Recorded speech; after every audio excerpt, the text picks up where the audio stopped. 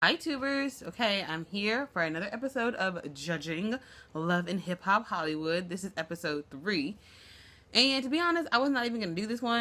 You guys just really give me motivation to keep going, so here it is. So we started off where we left off at that whack, not really a tattoo party. I just want to mention and just point out, look at my girl Haz Lee hanging out and just really helping the girl out during crunch time. That is what friends are for. She just got done cussing you out about Youngberg and your relationship or lack thereof, and Hadley was just right there. She was just right there, and she picked up the pieces. And that's my girl. You know, I feel like I owe her an honorable mention and just an apology. I apologize to Hasley, okay? Yes, her name is ridiculous, and I do not like her hair. But you know what? The girl is down. She could be my friend. He dumps the box, and she just looks super embarrassed. Like, she just looked embarrassed. She don't know what, I don't know what's in there, but I'm feeling like there's panties in there, and I'm feeling like they was not clean. Why is that the situation? She actually looked pretty hurt by it. Like, that's the only time I've ever seen like something that looked like actual real emotion on this girl's face, and that was actually kind of frightening. Like, why is this the one thing that hurt you? I don't know. Of course, go psycho and like start throwing drinks and throwing stuff on people,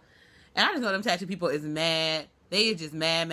They are so sick of this. Like, they thought they were gonna get a little bit of exposure, a little bit of TV time, and little do they know, they never even showed the name of the tattoo parlor, and they stuff got wrecked for no reason. Honestly, another reason that I came out of hiding on this one, I was not going to do it, but the reason that I really did decide, you know what, I have to do it, is I was vaguely watching the thing, like, with one eyeball, and I just want to know if anybody caught the king of Fraggle Rock holding Tierra Marie back. And I'm sorry, y'all, I tried to Google it to try and figure out, you know, get a picture of this man to show that I'm not crazy, but every time I put in guy holding Tierra Marie back, it just kept showing Ray J, so I had to screenshot it.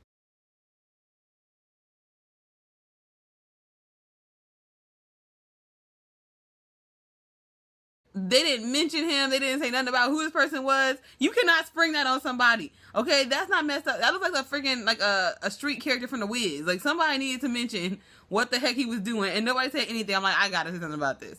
Ray J goes on to alert us that that's why they can't be together. Not because she got dirty panties, but because, or the fact that she has to use a monostat and BB cream, but none of that. But because she always fighting. He can't take that. And I'm just like, really, Ray J? That says so much about your standards you don't even know. So much about your standards. So let me move on to my favorite couple in the whole wide world, Nia and Soulja Boy. Oh, a love story really written in hell. I don't know if Nia is just super huge, or if she's the tallest girl in creation, or if that's a twin size bed. I'm gonna go ahead and guess the latter. And if so, that is another reason on the list of 1,976 things to hate Soulja Boy for. Somebody needs to let me know, is that a McDonald's logo on his forehead or not? Nia goes on to alert us as well that she don't want to play house. Ain't that exactly what you're trying to do? Like, you're trying to move in so y'all can play house. Like, do you know what play house means? That's exactly what you're trying to do. You go to the Little Fizz School of Remedial Arts. I'm not playing with you. Then we go to Omarion and April at the dance studio, and I just want all the girls to know, all the girls, not me, because I was not on his team back in the day, but all the girls circa 2005, this is what your marriage to Omarion would look like. April looked bored as ever. Like, if I watch his dance routine one more damn time, I just had nothing to say about this scene. I just don't want to talk about it, because to me, it just seems like he wants her to fight with his mom, like he likes it, or he's scared of his mom, or whatever it is, and I'm just sick of seeing it. Like, what are you gonna do with Marion? Nothing. We go on to see Hasley at the nail shop, and I just refuse to acknowledge whoever the other person is sitting in this chair. I don't care. I'm not feeling her dead too. I already said, no more new characters. I meant that. She is off my I hate you list, so good job, Hasley, for moving on up. It does not get you any further in the Mona Scott Young furniture plan, but you are off my hate list.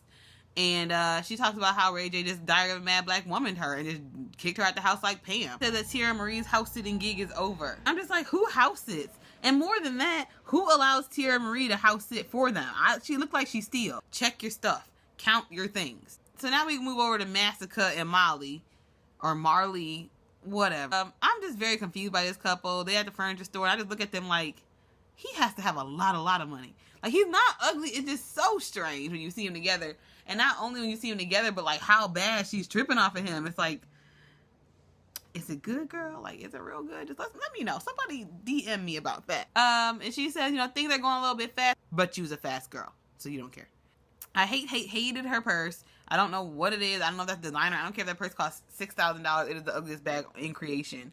And I don't understand what the allure of carrying a plastic purse is. But I need everybody to know that Massacre is 100% red flag, call all your guards clinger. I don't know why he doesn't see that, or maybe he likes that, but it's just like, she's creepy. and I'm starting to not like her. And so she's like, you know me, I've been on my own since I was 18. It's like, so you've been on your own since it was legal to be on your own? South. I'm gonna put that under, I ain't saying she a gold digger.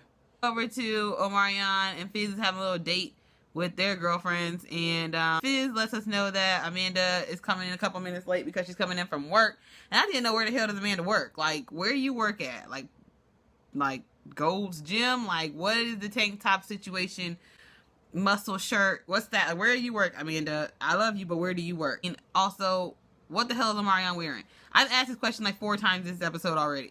what are you wearing, Omarion? Like, you look like the Mad Hatter. I don't know what you're doing. He wants to ask Amanda, where you been? And I was like, I thought Amanda lived with you. Like, house so big, motherfuckers trying to find you. How big is your house? He needs to handle the whole Moni situation. And feels like, I'm a handler. I'm a caller. I'm a seer. It's like, why is everybody scared of this woman?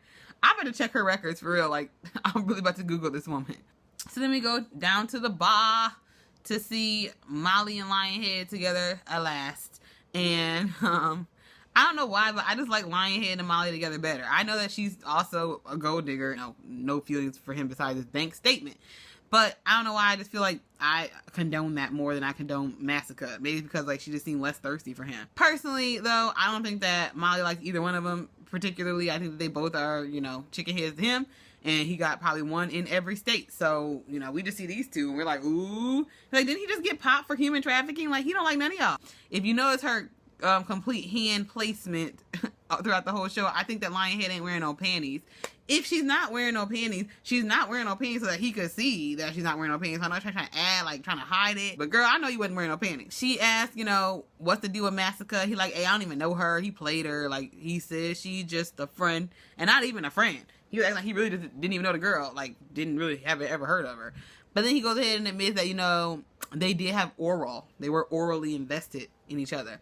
And I don't know why, but to me, it's just like, I think I'd rather you have sex with her. I'm just saying. I mean, you could wear a condom and we could all be good. Like, if y'all is orally invested in each other, you can't drink off my straw no more. I don't know if anybody else noticed that. Basically, Lionhead was in a Hellsberg commercial by her damn self. She was like, I don't know why. She has nothing on me, and diamonds are a girl's best friend. It's like, girl, stop. I mean, that ring is cute. Don't get me wrong. It is cute, but stop. To Sierra Marie and Hasley in the studio. I think Sierra Marie might actually could sing a little bit. I don't really know, though, because echoes make everybody sound good. Have you ever sang into a fan before? Also, I really appreciate Hasley. She also held me down this episode for coming in and going ahead and showing off our third look from the Garbage Bag collection. This is our spring overalls. She keeps saying she gets this tattoo removed. Sierra Marie does. And it's like, no, they just put like an ERR and then put initials by it. Like, no, oops. They just put like oops by it. Like, they didn't cover that up or remove it. So just stop saying that. And then I just felt poor Maya Angelou just rolling over in her grave as Hasley is like, no, I'm his bitch. Like, I'm his bitch. I am his bitch and I'm his bitch. It's like, oh man. Now, wasn't we just 2 months ago posting all these quotes and whatnot about how we are not our thighs and whatnot? And then look at this. Rest in peace, baby. What? Rest in peace. So then we go see Fizz and Moniece, and I'm mad because Fizz was clocking her shoe miles. Like, them is new. She's like, no, they're not. She's like, yes, they is. I seen you at DSW yesterday. Like, don't clock my miles, okay? Don't clock my shoe miles. You don't know where I got these from. I guess I'll give her some credit for being 100% about her money situation. Like, instead of trying to pretend she got it all like everybody else tends to do on TV, she was just straight up like, hey, I'm struggling. And I don't understand why I only saw real tears when she wasn't talking about her son. Like, it wasn't so she started talking about her son, her tears were just like, phew. I can't even fake being sad about him. It is Soulja Boy's birthday, and I don't understand why Naya brings the babysitter to the house. That's so weird. Like, if you wanted the baby away from y'all, why wouldn't you leave the baby there? I don't know. But if Soulja Boy said one more again that it was his birthday, I was going to stab my computer screen. Like, I was just over it. And she's so surprised and just so thrown off that Soulja Boy having a party. Like, oh my God. Like, girl, who did you think you was dating? Like, even I would have guessed that. And Soulja Boy just being so childish and mature. I'm sure he was high as hell, but it was just like, oh my God, there's nothing redeeming about you. So then we go on to Omarion and April, who are actually going to go finally confront his mama, quote unquote. And I guess Omarion wanted to put the whole Black Bruce Springsteen style in today. I like that he doesn't dress like an average guy, but it's It's like, why do you choose what you choose is my question. Mama is just something else. She's giving Mama D a run for her money, but am I the only one who has not noticed a crazy mama theme in everyone? We had Mama D, we had Jim Jones' mama, which, what do they call her? I don't know. And then now we got this crazy lady, and just like, okay, I believe that guys have crazy moms. I do believe that, and there probably is one for every 3 guys in the world, but get it together, Mona. It's hard for me to really talk anything about this because, like I said, I just feel like it's just contrived. I do believe the mom don't like her, but I also believe the mom is mostly mad about Omarion cutting her off financially. And so I don't really care too much about it. Only thing I will say is this girl like she finna go hit the club and grab her a pack of menthols on the way, and now all of a sudden she like, I'm an old lady. Like, girl, stop. We go to Morgan and Ray J. Morgan, and for y'all who don't remember, don't worry, neither does Ray J. She is the redheaded stepchild of this show. She is, I don't know, I'm the only one that kind of feels like the whole always a bridesmaid, never a bride kind of tease from her, because it just seems like she really would like to be, I think specifically Ray J's girlfriend, but it just seems like she hangs out with all the rappers and all that stuff, but she never gets seen as a prospect.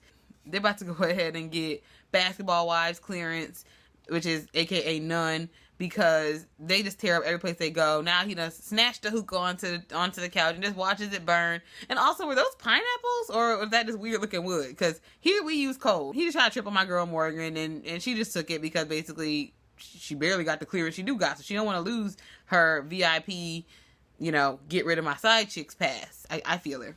And so we close out the episode with Hasley and Tierra. Hasley is moving, and she know good and damn well she do not need that U-Haul. Look at that empty ass U-Haul when you get a chance. It is empty all day long. There is nothing in there. The 3 boxes we watched her pack were the only boxes she had. And it wasn't a U-Haul anyway. It probably was something that they borrowed from K&J's Meats. And it just looks super staged. I know that, like I said, all of them are staged probably in some way or the other, but this one just looked really staged. Like she was waiting around for her to pull up. Then she pulled up. And then she somehow gets back in the car. I think the driver changed. I think there was a black dude in the beginning and there was a white dude at the end. Or maybe that's just me. But I just truly do not believe Sierra had the driver. That must be part of the Mona Scott Young package as the villain package. She just put her business in the street, calling out my girl Hasley for being 34, which is actually only 10 years younger than Omarion's mom, so that's saying something. And Hasley ain't let it faze her. She was like, girl, whatever, I'm through with you. I think that Hasley really is her friend. She really is hurt by the way she's acting. But overall, Hasley, you're better without her. You might as well keep Youngberg if you're going to keep Tierra Marie around.